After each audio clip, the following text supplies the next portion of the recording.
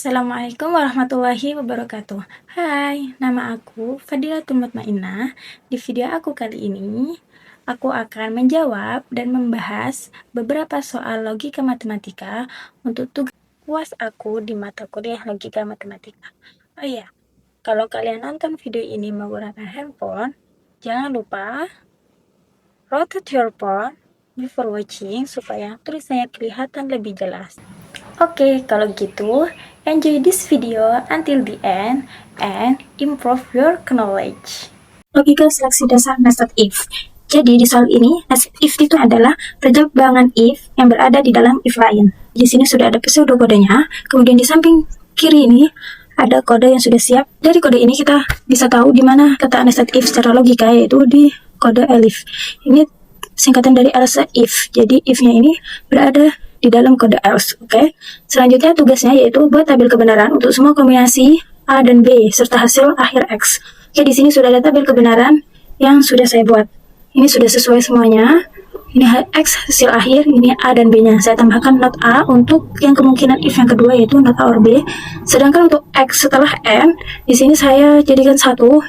Dari hasil ini kita lihat tergantung ini memenuhi syarat dari yang mananya, apa if, apa elif, atau else-nya. Kalau yang A-nya itu false, maka dia masuk ke else. Kalau true, kedua-duanya itu masuk ke if, ditambah 5, jadi 15. Kalau yang true sama false itu masuk yang ke elif, yaitu 10 kurang 2, jadinya 8. Itu yang else, hasilnya 0. Dan untuk yang ini adalah tabel untuk yang if yang kedua, yaitu not A or B. Jadi untuk not A or B ini, yang pertama true, untuk yang true maka akan dikali 2. Ini 30. Ini 0, dan untuk yang false, maka hasilnya langsung keluar, yaitu 8, jadi output akhirnya tetap 8. Oke, kita coba cocokkan semua kemungkinan true dan false-nya. True, dan true, lihat hasilnya adalah 30, sesuai.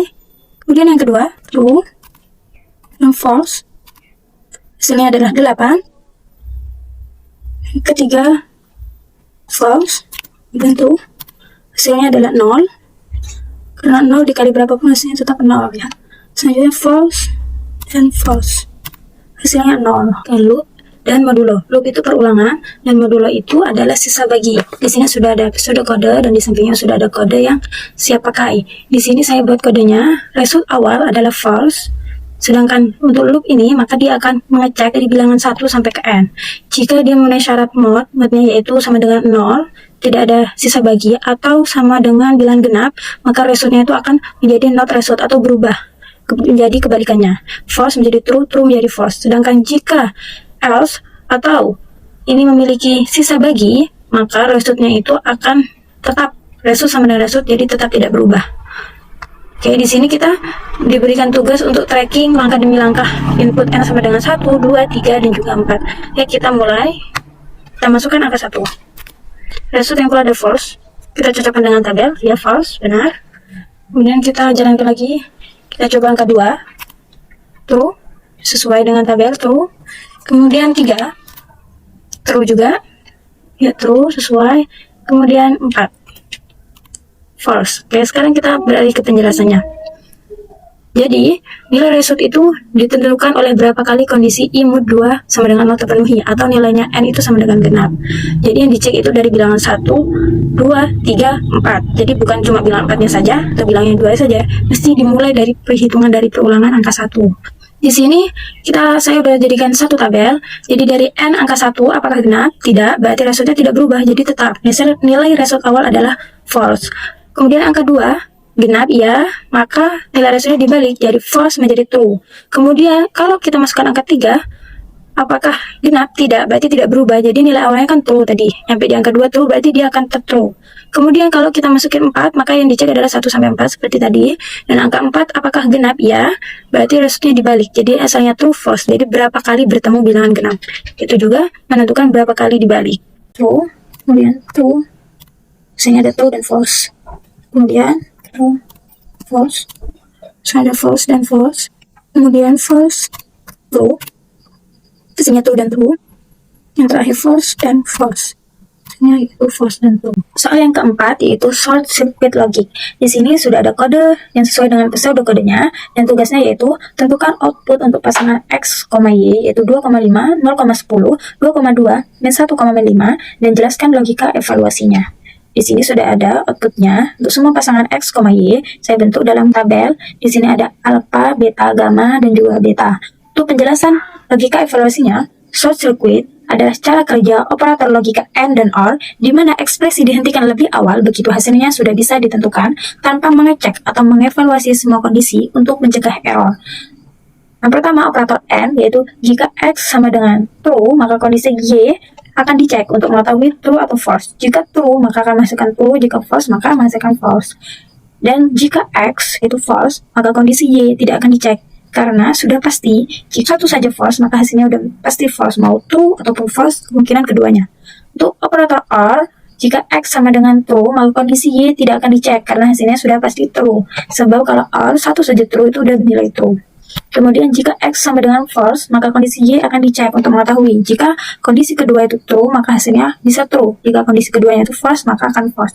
Seperti yang di tabel di atas ini. Jika tulisannya ini jika false, maka tidak dicek. Soalnya udah otomatis false kan. Ini untuk yang N.